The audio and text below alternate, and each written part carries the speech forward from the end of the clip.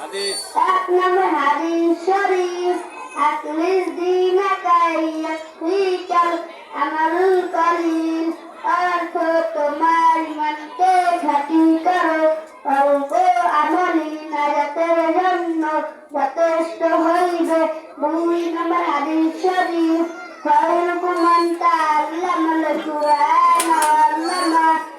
তিন নম্বর হাদিস শরীফ তালাবুল ইলমি ফারিদাতুন আলা কুল্লি মুসলিম। অর্থ ইলম তলব করা প্রত্যেক মুসলমানের উপর ফরজ। চার নম্বর হাদিস শরীফ আতুল ঈমান। অর্থ পবিত্রতা ঈমানের অঙ্গ। পাঁচ নম্বর হাদিস শরীফ মিফতাহুল জান্নাতিস সালাত। অর্থ নামাজ বেহেশতের চাবি।